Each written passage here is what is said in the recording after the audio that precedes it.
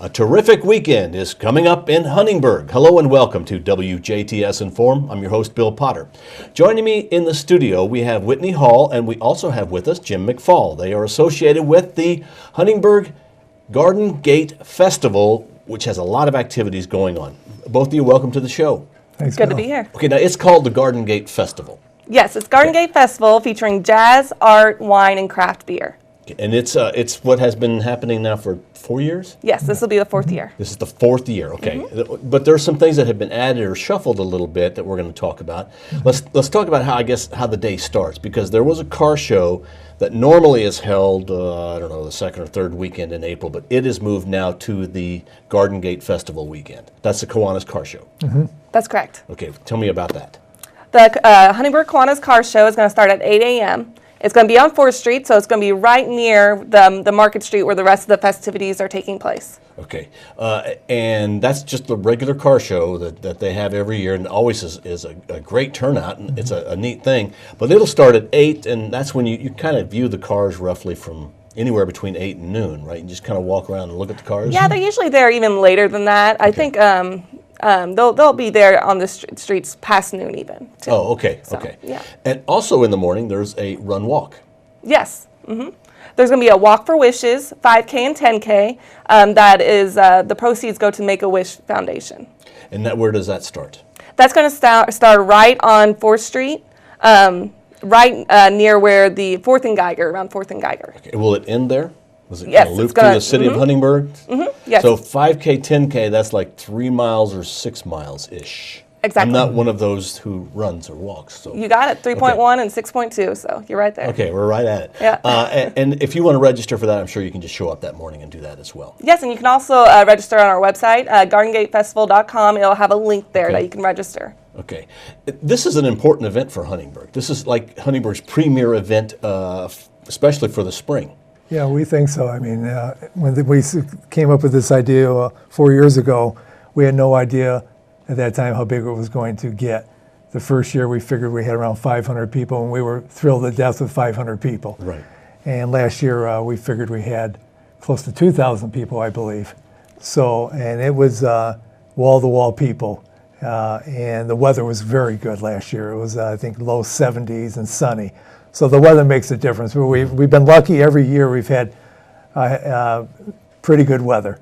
It's maybe been a little cloudy, maybe a little misty, but last year was great, and then people turned out. Well, it is April, so you really don't know what you're going to get hour to hour. Yes. Yeah.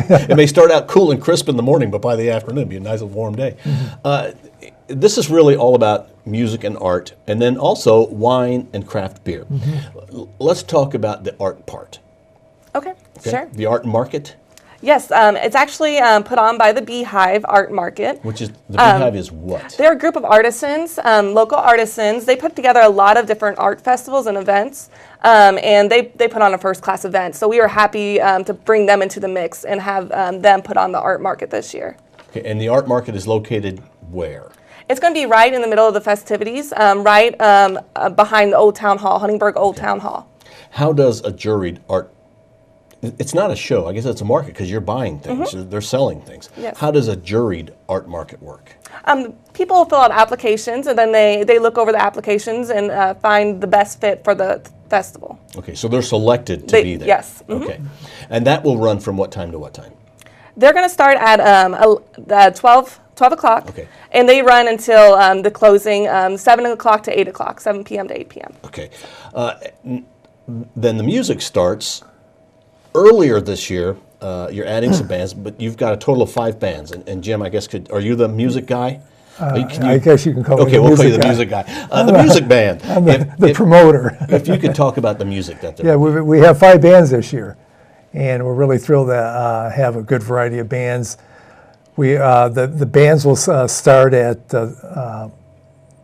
we'll have about, the first band will be from 12 to 1, and then we'll take a break, and then we're going to have Small Time Napoleon, which is a new young band out of Louisville, really a fun band.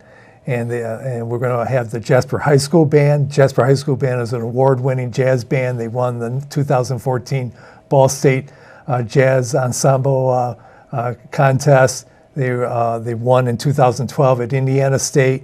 They've won several golds in state competitions. So the Jasper High School band will play twice.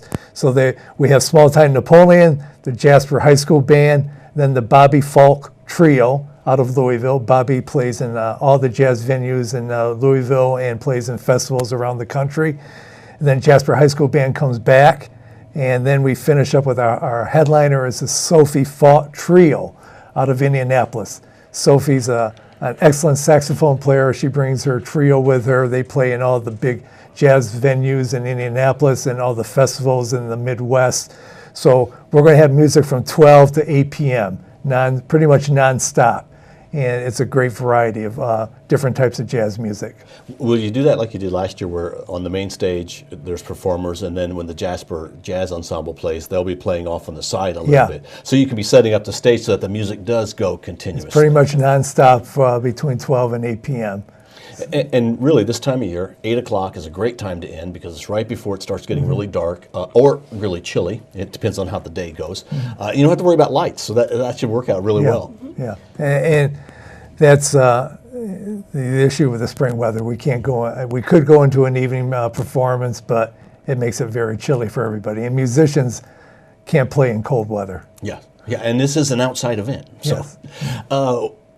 People go to these events for food, I'm sure, food and music. Tell me about the food. We're going to have some great food vendors there, local as well as we're going to bring back the Pizza Revolution. We're going to have Overtime, Old School Cafe. A lot of great food vendors are going to be there. Okay, and I know some people are going, well, I'm going for the beer and the wine, which is tasting. And yours is one of the few that I know has both wine and beer. Okay, so first of all, how many wineries will there be? We have 10. 10 wineries, okay, and they set up in a kind of like around the backside of the audience, and you just buy a wristband, which is how much? $10 for the wristband. That gives you free samples of wine and beer. So you have to be 21, have the wristband on, and you can go and get samples of from all the different vendors. We have wineries from southern Indiana and central Indiana, a total of 10. Most of them are returning. We do have a couple new ones. So then the beer garden is a separate area, and you can do samples of craft beers in the beer garden. Okay, now I want to bring up something that you do need to have a wristband if you're buying alcohol or if you're going to sample the alcohol. Otherwise, the event is free. If you want to come in and just enjoy the music or the food, of course, you got to pay for whatever food you eat. But if you want to come and enjoy the art market or the music, there is no fee for that. Correct. But if you plan to do the sampling, there you're going to have to buy a wristband. Okay. Now, it's kind of weird the way you have the wine set up to where they are, and then you have separately over here, you have the beer set up. That is not by your doing, your choice, I guess I should say. That's a state law right now that you have to deal with. State law requires that the wineries be separated from the beer garden. So the beer garden is a fenced-in area. Again, it's for 21 and older to enter. There is family dining where you can actually come into the beer garden with family dining, just like you see at all festivals. You can sit, but you buy your beer tickets, and you you can sample the beer, buy tickets for beer, $3 for a 12-ounce pour, and you can sit in the beer garden or go into the family dining. The wineries are in a separate area outside that beer garden, and the two cannot mix. State law does not allow the beer to go into the wine area or the wine to be carried into the beer garden. Which is kind of weird, but they're working to get that changed. That law is, we hope that law will be changed. So if you go, it's not the Garden Gate Festival that's choosing to do that. That is just the way the state law is set up.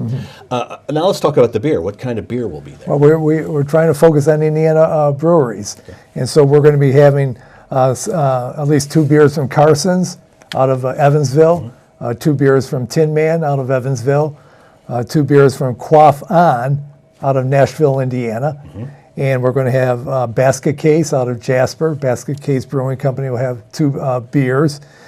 And so we're going to have a good selection of Indiana craft beers. And you also have the Du Bois County Suds Club is involved. Yes. The Suds Club is a local club of about 50, 60 members. They make beer. They are allowed to give out samples of homebrew at the festival. It can't be sold, but they can give out samples with the other beer samples. and we will have at least 2 different types of homebrew available. And the members will be there to talk about the club. Anyone's interested in homebrewing or wants to get into homebrewing and learning how it's done, there'll be members there to talk about it. Okay, and parking, whilst you may think you have to park far away, because you do have to park maybe a block or 2 away, there's not really a parking lot that's close. The parking is not bad at all. I think I parked maybe 2 blocks away. It's a nice, pleasant walk to get there. And actually, I think you could probably park in any parking lot that's within 2 or 3 blocks, and you're going to be fine. I mean, it's not a long walk to if you're going to park in another parking lot.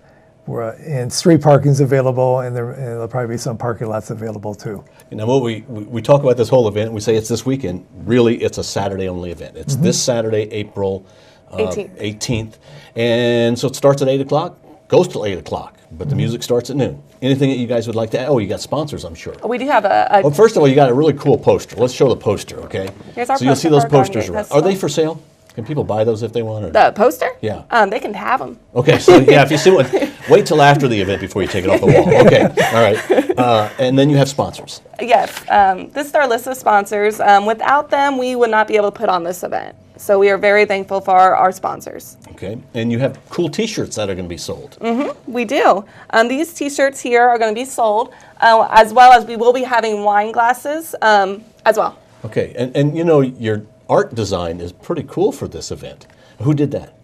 I did. You did? Really? Excellent job. Thank you. I like it. It's a cool kind of nouveau feel, I guess, in a way. Thank you. Nice job. Anything else you guys would like to add? We are going to be having some modern social painting sessions.